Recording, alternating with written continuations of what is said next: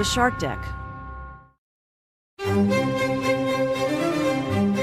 Hello and welcome to Palace Intrigue. I am your host, Mark Francis. Page 6 leads with Meghan Markle leaves Harry at home to party in LA with celebs. Per page 6, Meghan is allegedly leaving Prince Harry behind as she goes out on parties in Los Angeles and even desperately texts friends to hang out. Society journalist Petronella Wyatt claims Markle is regularly spotted out in LA sans Harry. Wyatt tweeted, "Friends of mine who live near Harry and Meghan are always bumping into Meghan at parties these days. Strangely, she tends to leave Harry at home." The report also quotes Hollywood broadcaster Tim Dillon. Tim Dillon is a comedian who our writer John McDermott follows closely.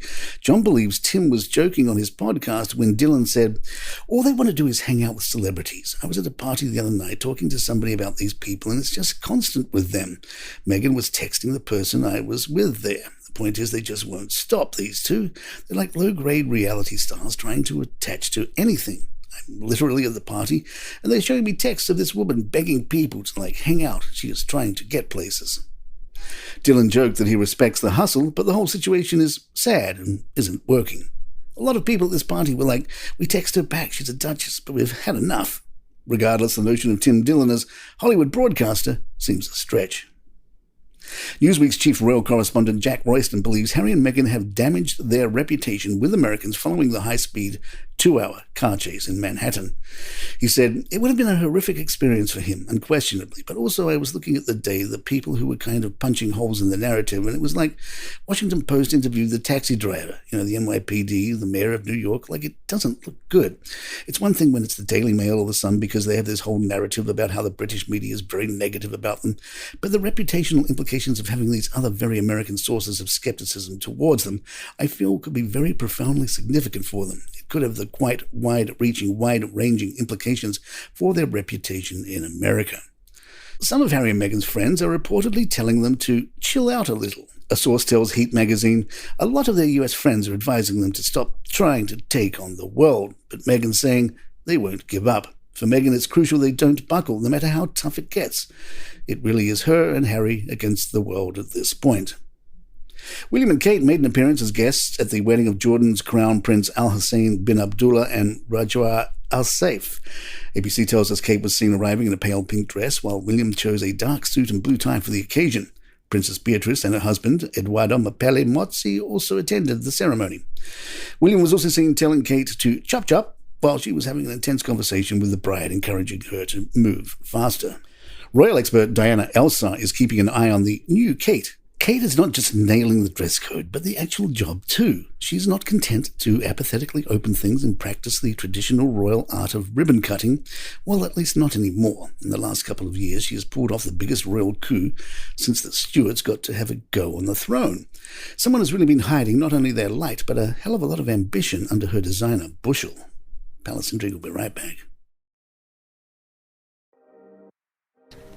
I'm Kate. And I'm Corinne. We host the podcast Pop Fiction Women, where we deep dive into the best books, TV, and movies, as well as the women creating them. So who are we? Corinne is a lawyer who worked on Wall Street. She loves psychological thrillers that keep her guessing and has a soft spot for messy women trying to break cycles of addiction and self-sabotage. And Kate is a litigator who worked at some of the top international law firms.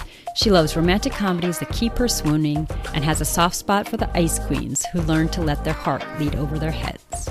We cover a range of content like When Harry Met Sally, Fleabag, Yellow Jackets, Normal People, and Tell Me Lies. And we also interview your favorite authors like Emily Giffin, Tia Williams, and Rebecca Searle. Where we always ask the most important question of all, what's your sign? Subscribe or follow Pop Fiction Women wherever you get podcasts. Royal observers noticed that William does not bow to Queen Camilla, suggesting that Wills is siding with Diana. Royal protocol states lower royals must perform a bow or curtsy to those in a higher rank.